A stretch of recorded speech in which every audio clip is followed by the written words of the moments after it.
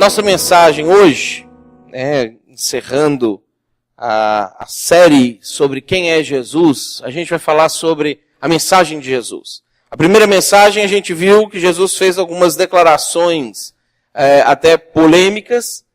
Foi interessante ver algumas reações nos grupos a respeito das declarações de Jesus, daquilo que ele falou quando ele fala, eu não vim trazer paz, eu vim trazer espada, ou quando ele fala, eu não vim, eu vim causar divisão entre o pai e seu filho, e aquelas coisas assim que a gente olha e parece, isso não pode, não é uma mensagem de um guru do amor, um cara assim zen e não sei o quê, que de fato Jesus não é essa pessoa, é isso que a gente vai observar e que a gente viu na nossa primeira mensagem. Jesus, ele não veio, você está pecando aí, está com dificuldade, não, eu te entendo, não sei o quê, não, ele falou, você está pecando, não está aguentando parar, corta fora do seu corpo a parte que está fazendo você pecar. E aí a gente percebeu que Jesus é Deus. E sendo Deus, ele quer ser levado a sério. Essa foi a nossa primeira reflexão há 2 domingos atrás. Domingo passado nós vimos a segunda parte da nossa mensagem, que foi a respeito dos seus seguidores. Quem são os seguidores de Jesus? E a gente viu aquela diferença entre ser discípulo e entre ser cristão. Nós vimos que os próprios discípulos de Jesus nunca se autodenominaram cristãos, esse sempre foi um nome que veio de fora, sempre foi um nome atribuído de quem não era para quem era e sempre de maneira pejorativa. E eu passei para vocês aquela pesquisa que a Igreja Batista de Curitiba fez com as pessoas da cidade e a gente viu que 80% dos entrevistados tinham coisas negativas a dizer sobre cristãos, alienados, homofóbicos, fanáticos, radicais e coisas relacionadas com isso. E só 20% falaram alguma coisa positiva, alguém quer seguir a Bíblia, seguir Jesus, qualquer coisa relacionada com isso. E ao mesmo tempo,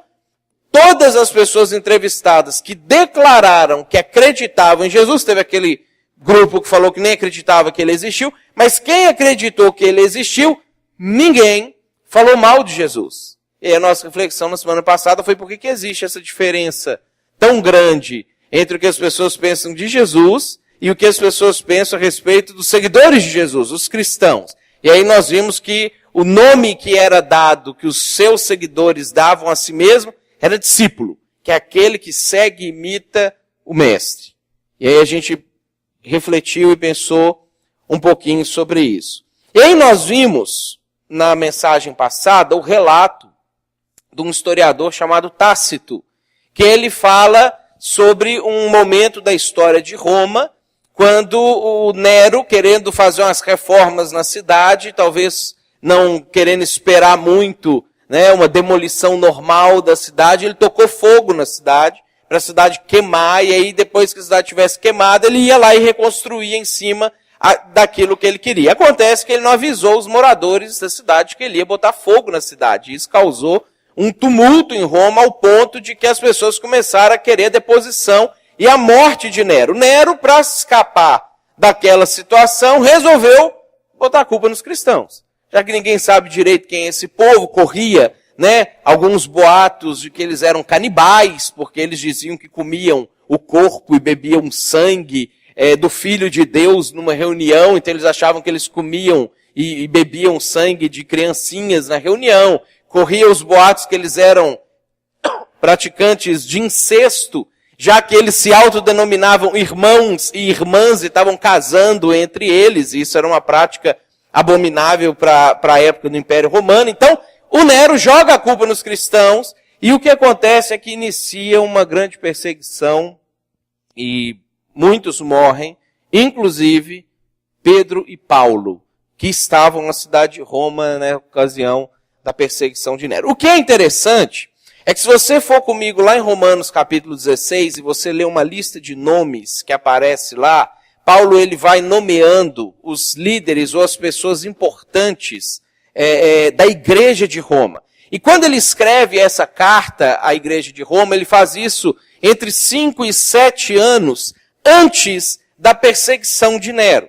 E aí, se você faz algumas contas lá, e tem uns estudiosos que trabalham isso, historiadores da igreja e o pessoal voltado para isso, eles descobriram que naquela época a igreja de Roma tinha 90 pessoas. Essa era toda a igreja da cidade de Roma. Roma era uma cidade, nessa época do imperador Nero, que tinha 2 milhões de habitantes. Seria como se a gente pegasse toda a cidade de Porto Alegre, mais São Leopoldo, mais Novo Hamburgo.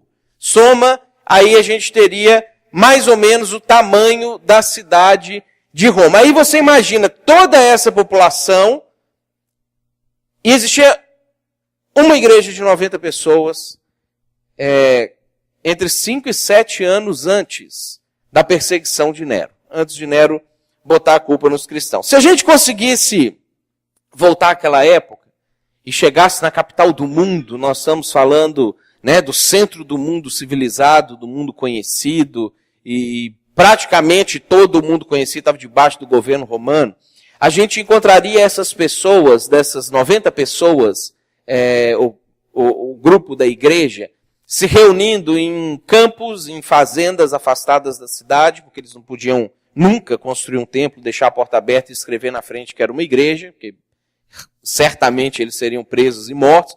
Eles se reuniam em cemitérios. Já naquela época o povo não gostava muito de ir em cemitério à noite, tinha um pouco de medo, então os cristãos corriam para lá e ficavam fazendo os cultos deles lá, o que dava uma piorada na fama deles também, né? Já tinha todo esse medo. Imagina, é um grupo que reúne no cemitério, né? Hoje são os góticos, aquele pessoal que a gente acha esquisito, e eram os cristãos na época que faziam esse tipo de reunião subversiva, né? No cemitério. Se a gente pudesse chegar naquela época, você imagina a gente encontrar uma família daquelas, 90, e na época Roma era politeísta, eles tinham um panteão de deuses que eles adoravam. Todos os planetas do sistema solar são nomeados com deuses romanos: Mercúrio, Vênus, Marte, Júpiter, Saturno, Urano, Netuno e até o ex-planeta Plutão. Todos esses nomes são nomes de deuses que os romanos adoravam na época do imperador Nero, na época que teve essa perseguição. E aí você imagina, Júpiter era o principal deus, ele era o chefe, equivalente ao Zeus dos gregos. E aí você imagina você poder chegar nessas pessoas, nessa família, e esses habitantes, e falar com eles: no futuro próximo, todos os habitantes dessa cidade vão ser cristãos. Imagina o que ele ia falar para você. No futuro próximo, não só os habitantes dessa cidade, mas todos os habitantes que estão debaixo do império dessa cidade, eles vão ser cristãos. Olha para a cidade, você enxerga imagens de Júpiter, imagens de Mercúrio, tem o monte de Marte que vocês vão lá, os romanos vão lá venerar na época da guerra para pedir para que ele ajude eles a vencer as batalhas. Vai chegar um dia que você vai olhar para os prédios dessas cidades e você vai enxergar cruzes no topo de cada um desses prédios. E não vão ser cruzes de madeira como essas cruzes que eles estão pregando vocês aí na perseguição, não. Vão ser cruzes de ouro, de prata, em homenagem a vocês. Vai chegar um dia nessa cidade que essas imagens de Júpiter, de Marte, de Mercúrio, vão ser substituídas pelas imagens de Pedro e de Paulo que eles mataram ontem. E as imagens deles que vão estar estampadas na cidade. Imagina o que ia passar na cabeça dessas pessoas se você chegasse nesse momento e falasse isso para elas. Seria assim, uma coisa mais ou menos, como se a gente chegasse e imaginasse que daqui a um tempo, todos os habitantes de Porto Alegre, Novo Hamburgo e São Leopoldo, todos, fossem da igreja de Betânia. Fossem membros dessa igreja. Seria uma coisa mais ou menos nesse sentido. Toda a igreja de Roma era um pouco maior do que a nossa igreja hoje. Pouca coisa. E a gente sabe que isso aconteceu. O que é interessante é que na perseguição de Nero, 5 anos depois que a igreja tinha 90 pessoas, a estatística diz que 200 cristãos foram mortos na perseguição. Inclusive Pedro e Paulo. Qualquer um que chegasse e olhasse para essa situação, falasse assim: puxa, 5 anos atrás, a igreja tinha 90 pessoas. Agora eles mataram 200, Mataram os dois principais líderes, o chefe mor, que é Pedro, e o plantador de todas as igrejas que existem no Império Romano, que é Paulo. Mataram os caras. O que vai acontecer com esse movimento? O que é interessante é que 25 anos depois da perseguição de Nero, surge uma segunda perseguição. Foi a perseguição que o apóstolo João, ele tomou parte, foi preso e deportado para a ilha de Patmos. Na segunda perseguição, 25 anos depois, 9.000 cristãos foram mortos na cidade de Roma. Uma igreja que tinha 90 pessoas, numa situação extrema, sem nenhum meio de comunicação, sem nem um audiovisual, um Facebook, um data show para dar uma ilustrada nas coisas, rádio, televisão, sem nada, nem um telefoninho para falar algo com alguém. De 90 pessoas, matam 200, os dois líderes, 25 anos depois, matam 9.000. E aí, 150 anos depois, o império inteiro é cristão. Cada morador da cidade é cristão. Por que aconteceu um negócio desse? Por que isso... Como que esse negócio evoluiu? Isso aconteceu porque os seguidores de Jesus naquela época, eles não se rebaixaram a ser cristãos. Eles não aceitaram isso para eles. Eles acharam que esse rótulo que era dado dos de fora para eles, era um rótulo que não cabia para eles. Eles eram discípulos de Jesus. Eles eram pessoas que seguiam e imitavam cada ação, cada palavra, cada atitude de Jesus. E o que fez com que essas pessoas e a igreja, em condições tão adversas, conseguisse avançar e passar por isso tudo, é porque eles tinham uma mensagem de Jesus para entregar para as pessoas. Tem um texto que eu gosto muito, está lá em Atos capítulo 17, versículo 6, segunda parte.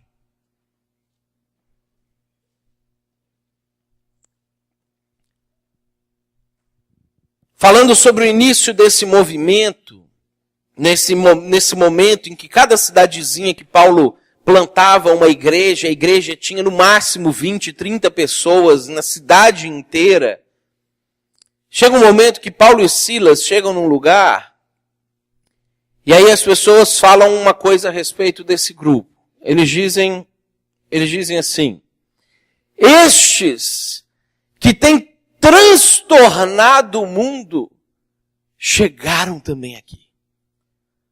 Olha a visão das pessoas, daqueles que seguiam Jesus, dos discípulos de Jesus.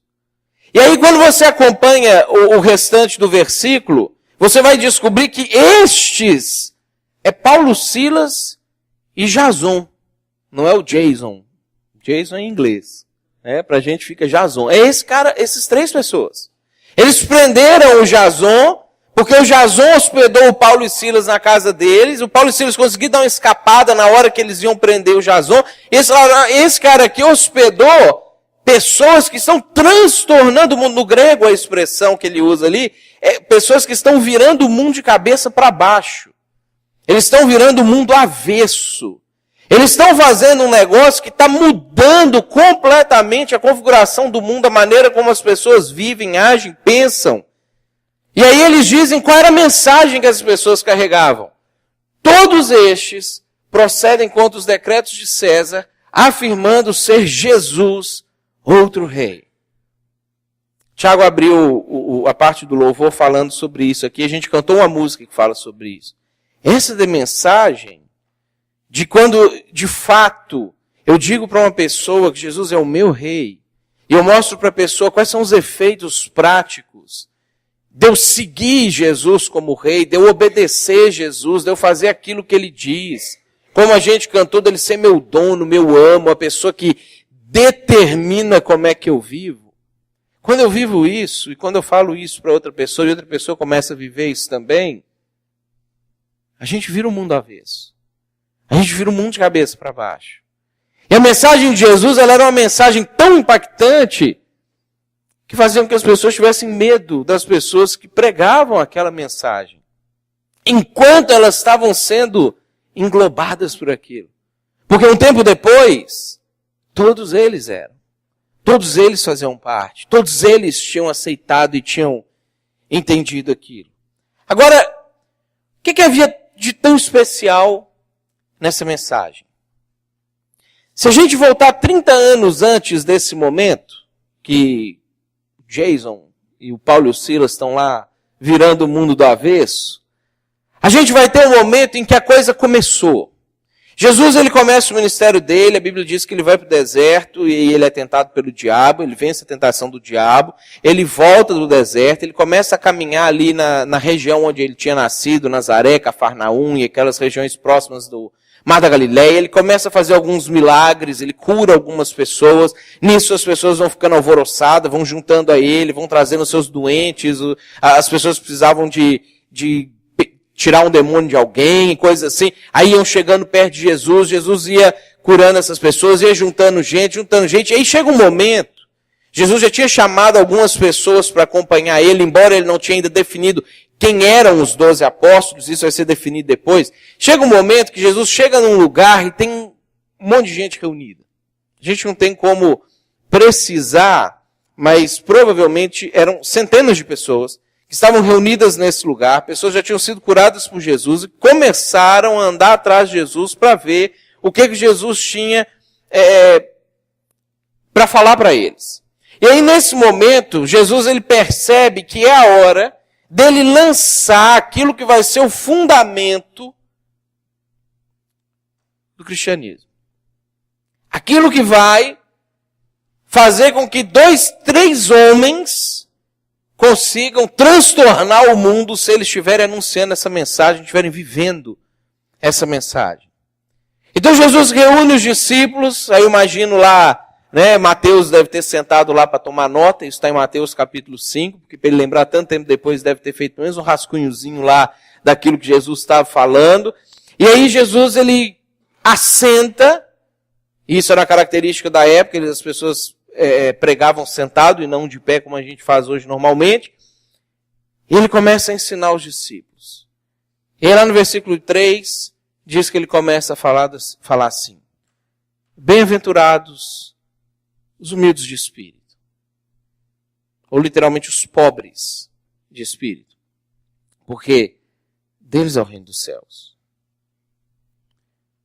Bem-aventurados os que choram, porque serão consolados. Bem-aventurados os mansos, porque herdarão a terra. Eu fico imaginando que alguém deve ter levantado a mão, interrompido e falado assim: manso? Gentil? Jesus, você vive aonde? Onde é que você está andando? Com quem que você está caminhando? Se nós formos mansos, as pessoas vão engolir a gente. Jesus, se a gente for gentil, o Império Romano vai vir e vai rebentar com o resto que sobrou da gente. Manso? O Senhor quer que a gente seja manso? Aqui no Rio Grande do Sul também essa palavra tem uma conotação ruim, negativa, né? A gente chama o jeito de manso, é ruim isso aqui. Na época era pior, porque ninguém tinha nem pensado na possibilidade de entender essa palavra. Ou o significado dessa palavra. Você está falando sério, Jesus? Nós somos escravizados por esse governo corrupto que cobra impostos altos, não reverte em benefícios para a gente aquilo que a gente está pagando. A minha charrete quebra a roda todo dia aí nessas estradas esburacadas que o pessoal não está fazendo a recapeação direitinho do jeito que tinha que ser. É naquela época, tá, gente? Acabou isso mudou. Manso. O Senhor quer que a gente seja manso. Meu chefe abusa de mim. O Senhor quer que eu seja gentil com ele? Eu vou nas lojas, as pessoas me tratam mal e eu sou o cliente e tenho razão. O Senhor quer que eu seja gentil com essas pessoas? E os meus direitos de consumidor que eu tenho?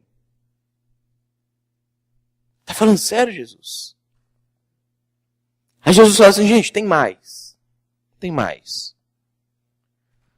Bem-aventurados os que têm fome e sede de justiça, porque serão fartos. Bem-aventurados os misericordiosos, porque alcançarão misericórdia. Bem-aventurados os limpos de coração, porque verão a Deus. Bem-aventurados os pacificadores, porque serão chamados filhos de Deus. Aí outro deve ter levantado a mão assim, pacificador, Jesus.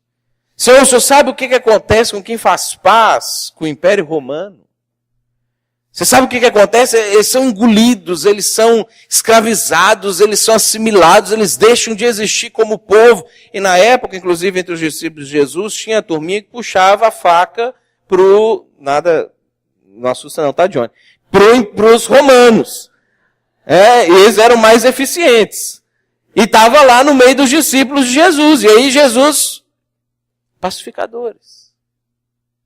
O senhor não está entendendo onde é que a gente está vivendo. Aí Jesus continua. Bem-aventurados os perseguidos por causa da justiça, porque deles é o reino dos céus. Bem-aventurados sois quando por minha causa vos injuriarem, vos perseguirem e mentindo disserem todo o mal contra vós. Regozijai-vos e exultai, porque é grande o vosso galardão nos céus. Imagino que nessa hora alguém deve ter olhado e falado assim, tomara que ele faça algum milagre, porque esse discurso aí não vai levar a lugar nenhum.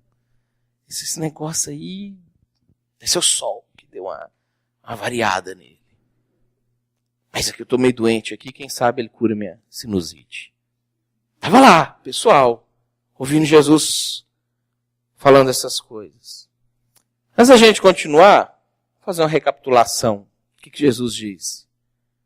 Humildes, tristes, mansos, corretos, misericordiosos, puros, pacíficos, perseguidos, insultados, aguardando a recompensa no céu. É isso que nós somos.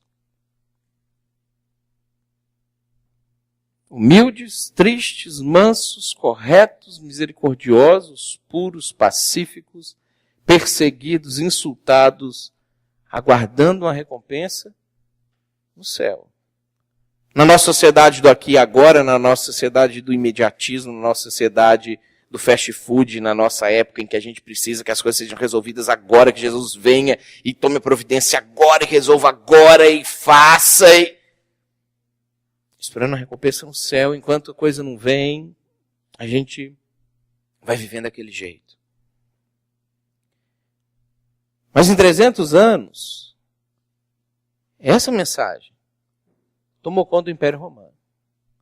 Em 300 anos, os judeus que não seguiram Jesus foram engolidos pelo Império. E os judeus que seguiram Jesus transformaram o Império. Mudaram a face do Império Romano. Aí Jesus, ele diz para os discípulos assim, deixa eu colocar isso em termos práticos para vocês, de uma maneira mais clara. Pode ser que vocês vão acabar esquecendo esse negócio aqui. Deixa eu trazer uma parábolazinha básica, que é uma comparação, para vocês entenderem quem são vocês e qual que é o poder dessa mensagem na vida de vocês, na vida das pessoas que vão escutar vocês, que vão ver vocês, que vão acompanhar vocês. E Jesus diz assim, vós sois o sal da terra. E aí, literalmente, eu fiz uma tradução mais literal do versículo 13. A continuação dessa afirmação de Jesus, vocês são sal da terra, seria assim, se o sal se tornar morante, para que guardar? Essa é a pergunta que Jesus faz. Ele usa um termo aqui, que ele tem um significado muito interessante, porque ele é um termo usado para xingar pessoas. Inútil, estúpido, imbecil. É a mesma raiz da palavra inglesa moron, quando as pessoas querem chamar o cara de tipo, pra gente aqui seria Mobral, né?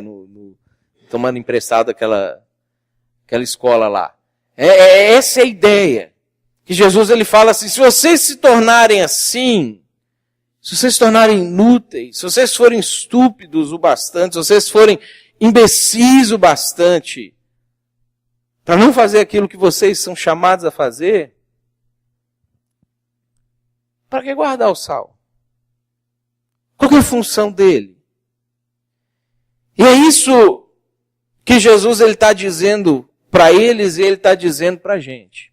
O sal naquela época, gente, ele não tinha função de salgar, como tem para a gente hoje, principalmente. Não era a principal função do sal servir de tempero. A gente está falando de uma época em que as pessoas não tinham geladeira e boa parte do ano eles viviam num clima acima de 30 graus. Então, se você tinha alimentos, você tinha carne, peixe, que era a base da alimentação desse pessoal ali, ovelha, essas coisas assim, você precisava salgar tudo aquilo que você pescava para você poder estocar e aquilo não estragar. O sal, ele servia como conservante. A função do conservante, hoje a gente tem os conservantes industrializados aí, sintéticos, artificiais, que vão na nossa comida para impedir um apodrecimento rápido, mas a função do conservante é impedir que as reações químicas ou das bactérias do alimento estraguem o alimento. Se você não tem um conservante no alimento, o alimento apodrece, o alimento fede, o alimento perde também o seu propósito. O que Jesus está falando para eles, ele está falando para a gente hoje também, é que você é o conservante da terra. Essa é a função daquele que entende a mensagem de Jesus e resolve propagar ela. Esse é o poder da mensagem de Jesus. A mensagem de Jesus tem o poder de impedir que a nossa terra, o nosso planeta, eu não estou falando do planeta físico, estou falando das pessoas que habitam nele, apodreçam. O conservante, ele tem o poder de impedir que a cultura comece a feder. E quando a gente vai olhar no Antigo Testamento algumas figuras utilizadas lá, a gente vai ver momentos que Deus destruiu Sodoma e Gomorra, que quis destruir Nínive, quando fazia os sacrifícios, quando uma série de coisas no Antigo Testamento estão interligadas com essa ideia aqui. De que Deus aí falava assim, esse povo está fedendo. Esse povo está cheirando mal, eu vou acabar com eles. Eu vou destruí-los. E aí quando o povo de Israel fazia sacrifício para Deus, a Bíblia diz que subia como um aroma agradável ao Senhor. Era como se Deus cheirasse aquilo e falasse, não, agora está cheirando bem. Agora a coisa está boa. É esse sistema que a gente vai observar ali no Pentateuco sendo elaborado. Às vezes a gente passa, pula aquilo ali, acha chato pra caramba, não quer ler, porque a gente não entende todos os desdobramentos que vão ter a partir daquilo ali. E o que Jesus está falando é que a gente é o conservante dessa terra. O que Jesus está dizendo é que tudo o que ele está dizendo em uma época, ele está dizendo numa época em que tudo o que a gente considera hoje como ético, como moral, como bom, não era considerado assim. Jesus está falando numa época em que as mulheres não tinham direito nenhum. As crianças tinham menos direito ainda. Jesus está falando numa época em que escravizar pessoas, seres humanos, era uma coisa extremamente normal, aceita e isso, por que não escravizar? Por que não fazer isso? Jesus está falando numa época em que praticar o infanticídio era uma coisa corriqueira. Se uma criança nascia com algum tipo de defeito que o pai achasse que ele ia dar muito trabalho quando crescesse, ou que ele não ia poder trabalhar para sustentar o pai na velhice, porque naquela época não tinha INSS, Previdência, essas coisas todas, então como é que funcionava? Quando os pais eles ficavam idosos, os filhos é que trabalhavam e sustentavam os pais. Essa era a função. Por isso que quem tinha muito filho era muito bem-aventurado, e o Salmo lá fala sobre isso, né? Ah, bem-aventurado, aquele tem um monte de filho, que enche a sua aljava de flechas, aquelas coisas todas, não sei o quê. Que se o cara tivesse um filho, a aposentadoria dele ia ser assim, mais ou menos. Ele ia pesar para o filho. Agora, se tivesse 15 filhos, cada um dando um pouquinho, estava feito. Então, quando nascia uma criança que o pai olhava para ela e falava assim, esse não vai dar nada, ele não vai ter força para me sustentar, eles matavam a criança. Gente, normal. Qualquer livro de história da época dos gregos e dos romanos que você lê, você vai ver isso aí. Em Esparta, quando nascia uma criança com doença, porque eles eram guerreiros, o cara tinha que ser macho, musculosão, forte, não sei o quê, nascia ali com um probleminha, jogava pela janela da casa onde tinha nascido, e o pessoal recolhia igual lixo na rua e jogava fora depois. E isso era a prática comum do povo na época de Jesus. Ninguém questionava, achava, os direitos da criança e do adolescente, os direitos humanos. Não existiam essas coisas nessa época. Basta você visitar qualquer país, qualquer que você quiser visitar hoje, que não sofreu nenhuma influência do cristianismo. Vai visitar a China para você ver o que acontece lá. Vai visitar a Coreia do Norte para você ver o que acontece lá. Entra em qualquer tribo indígena do Amazonas, do Pará, do Rondônia, de Roraima. Você vai ver que os índios fazem isso até hoje com seus filhos. Joga no Google lá, Hakani. Hakani. E você vai ver um documentário que foi elaborado que, e por incrível que pareça, a FUNAI no Brasil hoje impede que os missionários entrem nas tribos para impedir os índios de matarem os seus filhos, sob o argumento de que aquilo é a cultura deles, a gente tem que aceitar. Aquilo é o jeito deles ser, o missionário não tem direito de interferir na cultura deles. E esse documentário do Hakani, está no YouTube, eu acho que é 10, 12 minutinhos, você assiste ele, mostra como que missionários conseguiram, porque um irmãozinho resolveu salvar a irmã que já tinha sido enterrada pelos pais, que eles abrem um buraquinho, joga a criança lá dentro, joga a terra e pisoteia para a criança morrer sufocada. Prática comum dos índios aqui. Que era prática comum de qualquer povo na época de Jesus. Isso que era o normal. Era assim que as pessoas viviam, era isso que era o dia a dia das pessoas. Isso fede. Isso corrompe a nossa cultura. O que nós consideramos normal hoje, o que a gente acha que é assim que as coisas têm que ser, não é normal. Isso foi aprendido. A gente não nasceu com isso, assim, não, isso é que é normal, proteger é que é normal. Os valores que a gente tem na nossa sociedade hoje, ainda que nós estamos passando por uma era que as pessoas já estão chamando de pós-cristã, nós ainda temos reflexos do cristianismo, porque a mensagem de Jesus ela é tão forte, tão poderosa, que ainda que as pessoas não sigam Jesus hoje, elas ainda estão sendo influenciadas, porque há 1.500, 1.300, 1.700 anos atrás, a nossa cultura resolveu abrir para a mensagem de Jesus. E ela está influenciando a nossa cultura até hoje, está influenciando a gente até hoje. Bondade, misericórdia, generosidade, compaixão, na época de Jesus, era considerado fraqueza. O homem que tinha essas características, que era bondoso, compassivo, era um homem fraco. Era alguém que não saberia defender a sua família, não saberia defender a sua honra, não saberia defender a sua sociedade. Alguém que tivesse pena dos inimigos, misericórdia dos inimigos, era considerado fraco. E se um rei, ou um comandante, ou um general, ou alguém de frente de batalha naquela época tivesse essas características, ele era sacado da sua posição. Porque o que o homem era, ele tinha que ser impiedoso, implacável, e coisas que a gente às vezes fica assistindo aí nos filmes e acha legal, porque é isso que é normal pra gente.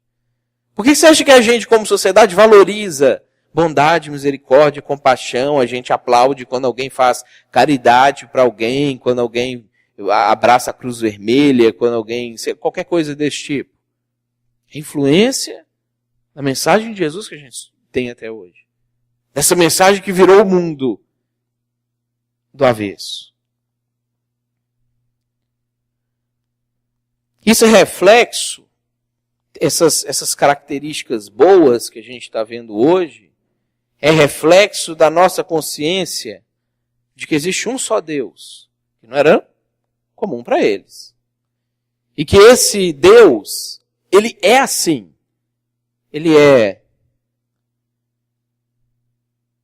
humilde, ele tem momentos de tristeza, de choro. A Bíblia tem vários relatos, tanto de Jesus, quanto de Deus, quanto do Espírito Santo, passando por situações que mostram a tristeza por compaixão.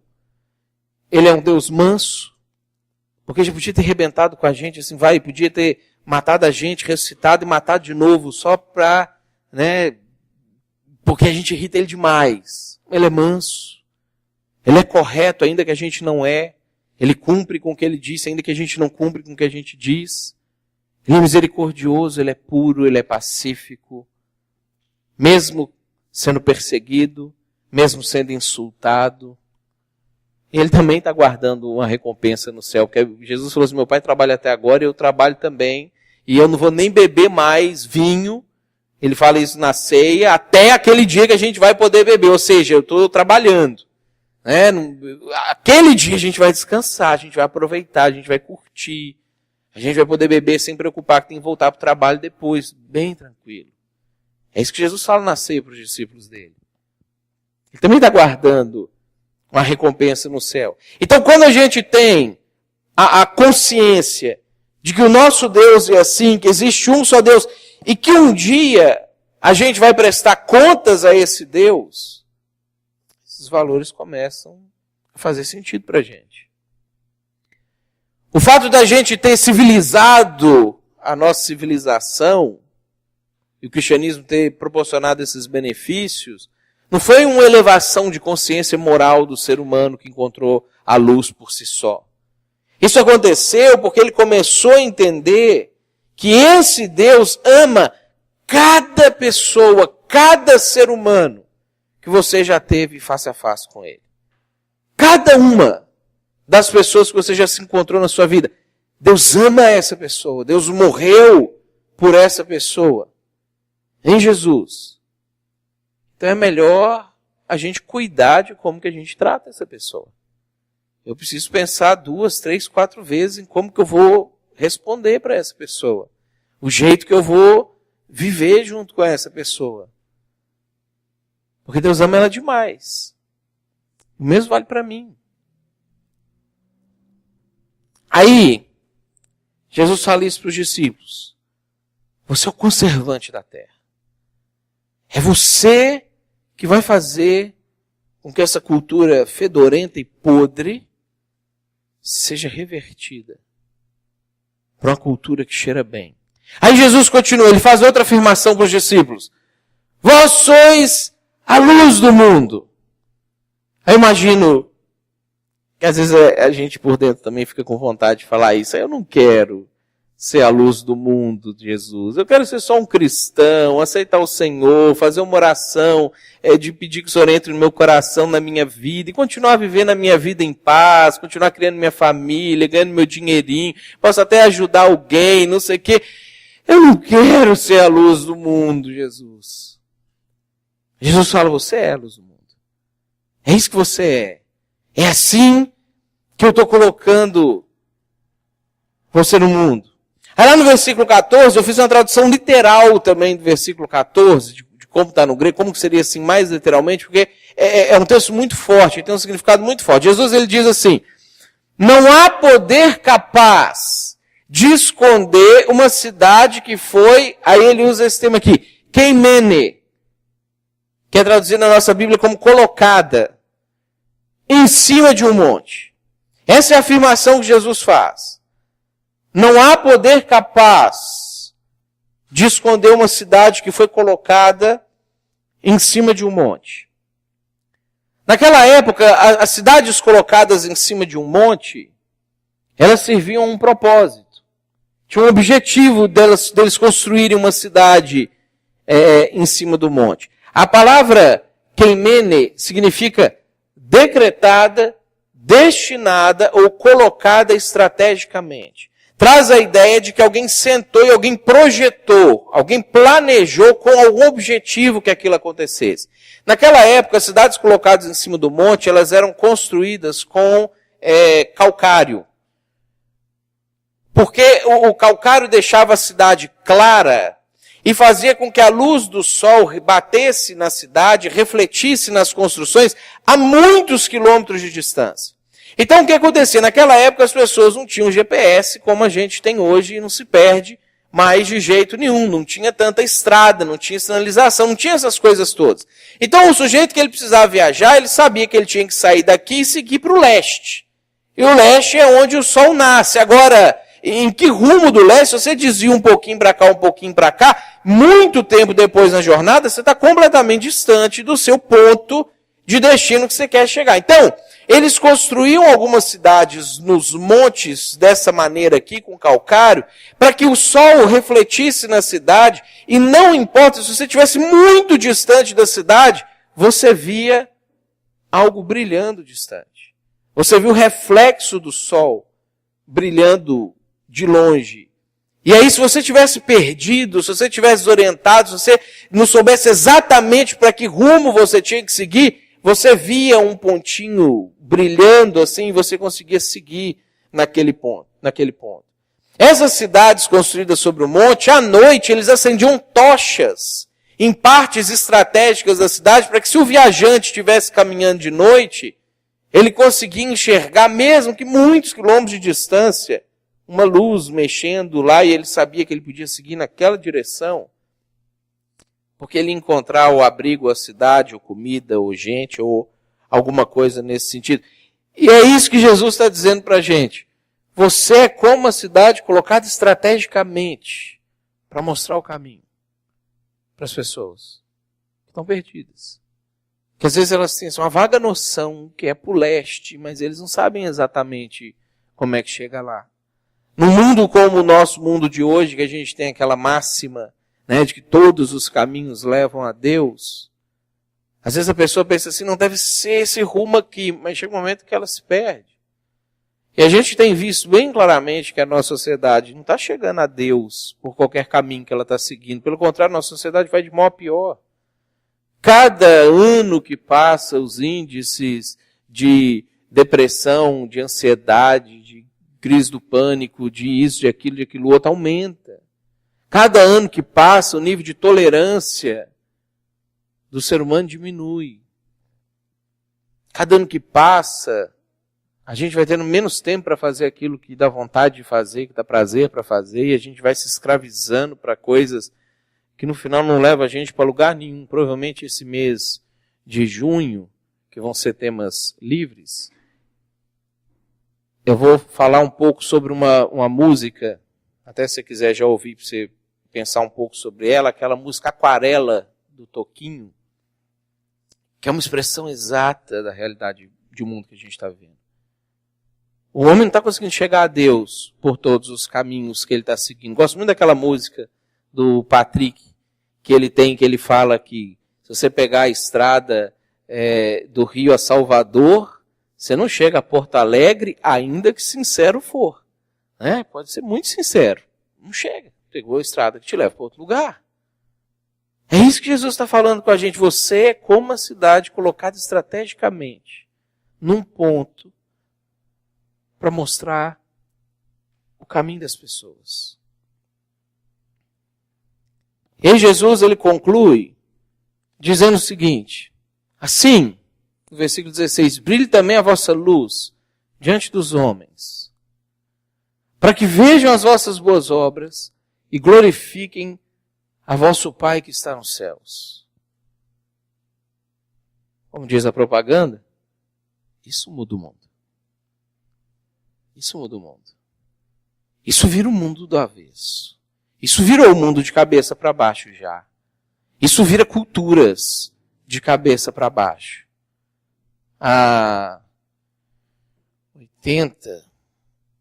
80 anos atrás, se você visitasse a Coreia, que era um país unificado, você ia ver um país horroroso. Uma miséria, uma desgraça batendo na vida daquelas pessoas todas. Depois da Segunda Guerra Mundial, a Coreia foi dividida em duas, teve a Guerra das Coreias, os Estados Unidos e a Rússia brincaram um pouquinho ali, e a Coreia foi dividida no meio.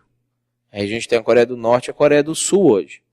A Coreia do Sul é um país que depois dessas confusões, para se reerguer, como eles eram apoiados pelos Estados Unidos, que abraçou o cristianismo. Eles abandonaram as religiões orientais que eles tinham lá e eles abraçaram o cristianismo. Eles mudaram uma série de coisas na cultura, e a Coreia do Sul hoje é um país extremamente civilizado. É um país que quase metade da população é evangélica, mais da metade é cristã. É um país em pleno desenvolvimento, em Paísinho minúsculo, gente. O tamanho da Coreia não é o tamanho da região metropolitana de Porto Alegre. E eles têm um índice de desenvolvimento humano maior que o do Brasil. É um país que foi completamente transformado. Aí se você pegar um carro e andar 50 quilômetros para cima, você chega na Coreia do Norte. A Coreia do Norte não tem direitos humanos, a Coreia do Norte pratica todas essas coisas que a gente comentou aqui. Mês passado, o ditador da Coreia do Norte matou o tio dele, que era ministro da guerra lá, com fuzilamento por mísseis. Colocou o cara lá num lugarzinho, lá numa ilha, e fuzilou o cara com míssel. Nem foi só um tiro na cabeça, o cara é doido da cabeça. E o povo vive com medo, o povo vive apavorado. O povo da Coreia do Norte, muitos, passam fome, passam necessidades a 50 quilômetros de distância de uma realidade completamente transformada. Completamente diferente, humanos, as pessoas estão cuidando umas das outras e etc. Isso muda o mundo. Por mais que depois a gente entre num ciclo e se a gente não mantém, a gente acaba estragando tudo, talvez a gente deslumbre com essas coisas. Mas quando um povo, quando uma cultura, quando uma família, quando uma pessoa resolve abraçar a mensagem de Deus, isso muda o mundo. Se a gente quiser mudança para a nossa cidade, para a nossa região, é esse que é o caminho. É aqui que está a resposta, é aqui que está a solução. Eu preciso entender quem Jesus é, eu preciso entender quem são os seguidores de Jesus, e tomar a decisão se eu quero me identificar assim, ou se eu quero continuar sendo cristão, se eu quero ser discípulo, ou se eu quero ser um simpatizante. E tem uma mensagem que é o diferencial disso tudo, que inverte o mundo totalmente. As pessoas, elas estão desesperadas por uma luz. Elas estão desesperadas para se encontrar. As pessoas estão interessadas em espiritualidade. As pessoas estão interessadas em resolver esse vazio que elas estão sentindo. Elas só desacreditam da igreja evangélica, a gente sabe por quê, a gente viu semana passada, né, a realidade de Curitiba, não é a nossa aqui, né? Mas as pessoas querem, as pessoas precisam. Não tem uma pessoa que eu converso e que eu consigo quebrar essa primeira barreira, esse primeiro impacto da pessoa descobrir que eu sou pastor e já ficar assustada e achar que eu vou fazer alguma coisa ruim com ela, né? Vou morder o pescoço dela, chupar o sangue dela. Quando eu consigo passar por essa primeira fase, não tem uma pessoa que eu converso que não tem algum tipo de crise espiritual, que não tem algum tipo de ansiedade, não tem algum tipo de faltando alguma coisa. É a realidade que a gente está vivendo aqui. Nesse país, a gente não tem nenhum lugar mais carente da luz do que o lugar que a gente está. Não há lugar que precisa ser mais conservado do que aqui, hoje. Eu acredito, gente, que a gente, um pouquinho menor que a igreja de Roma na época, a gente pode virar o estado do avesso. A gente pode mudar a cultura. A gente pode começar a ouvir das pessoas que aquele pessoal ali está transtornando a região, está transtornando a cidade, está transtornando o estado, eles estão mudando o negócio todo, mudando o jeito que a gente vê as coisas, que a gente vive as coisas, eles estão mexendo com a gente, eles estão exigindo da gente pensar coisas que a gente não pensava, que a gente deixava enterrado, que a gente deixava escondido. Eu acho que a gente pode fazer isso. Quando as pessoas me perguntam, a resposta que eu tenho dado para elas é que eu quero mudar essa estatística, eu quero mudar essa situação. E eu queria que a gente ficasse de pé para orar. E eu queria convidar você a fazer parte disso comigo. Engajar nesse negócio de verdade. Não ser só nominal. Não ser só cristão. Não querer só fazer a oração de aceitar Jesus no coração. Ser discípulo de Jesus. Carregar essa mensagem que transforma. Onde é que você for, onde você estiver, e fazer tudo o que tiver no seu alcance, para que isso aqui possa ser realidade para as pessoas que estão à sua volta. Quem sabe você vai começar a virar sua família de cabeça para baixo. Quem sabe você vai começar a virar o seu ambiente de trabalho do avesso. Vai começar a experimentar essas coisas, ver essas transformações. É muito legal isso, gente. Eu queria que a gente orasse em relação a isso para a gente encerrar a nossa reunião. Senhor, nós queremos te agradecer pela tua palavra. Nós queremos te agradecer por essas pessoas que há tanto tempo atrás resolveram virar o mundo de cabeça para baixo, Deus. Resolveram mudar a realidade desse planeta, resolveram começar a conservar essa terra, tirar o fedor, tirar a podridão e afastar essas coisas. A gente, qualquer pessoa, Deus, não é só a gente, qualquer um que olha para a realidade que a gente vive, para a violência, para a corrupção, a maneira como as pessoas tratam umas às outras, qualquer pessoa tem percebido que a coisa não vai bem, Deus. É nítido. Mas a gente quer mudar essa situação. Deus, nós queremos que o Senhor ajude a gente a fazer isso. Queremos que o Senhor não deixe a gente esquecer nem um dia da vida da gente. Que nós fomos colocados estrategicamente aqui por um motivo, Deus. Que o Senhor fez com que alguns de nós nascessem aqui, com que alguns de nós mudassem para cá.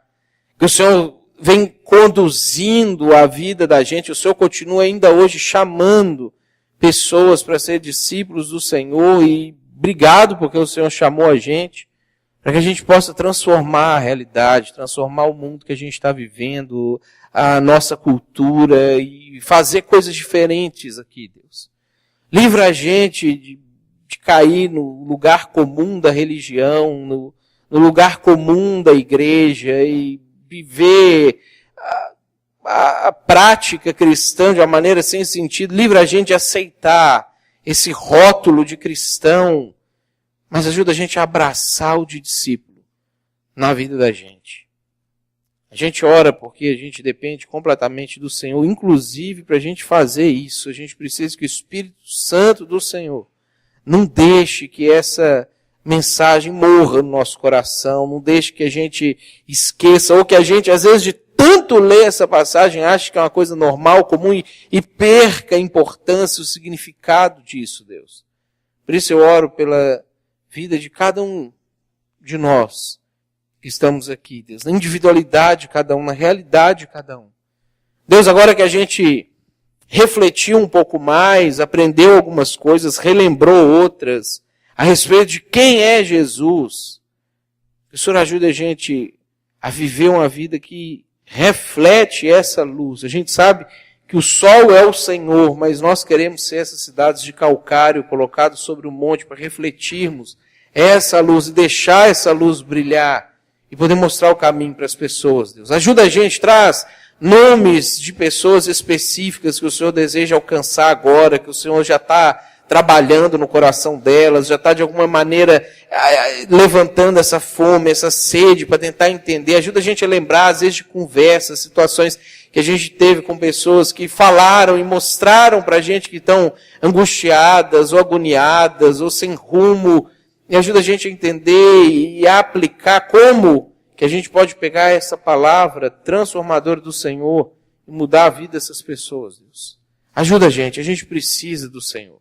Eu peço que o Senhor nos dê uma semana desafiadora, Deus, uma semana diferente, uma semana nova, uma semana incomum, uma semana onde a gente vai conseguir aplicar essas coisas de uma maneira que a gente consiga perceber mudança, transformação, e a gente já consiga antever, ainda que parece tão irreal quanto era para aquele grupo de cristãos perseguidos por Nero, mas a gente consiga perceber que é possível que um dia toda essa cidade, todo esse estado pode de fato se render a Ti, estar aos Seus pés e reconhecer que o Senhor é o Rei, que nada mais é, nada mais que a gente tem, que a gente segue, a gente almeja, pode ter esse domínio sobre as nossas vidas, Deus. Peço que o Senhor leve a cada um de nós em paz para a sua casa, debaixo do seu cuidado, da sua proteção. Livre a gente do mal. E não nos deixe cair na tentação de sermos apenas cristãos. Em nome de Jesus nós choramos. Amém.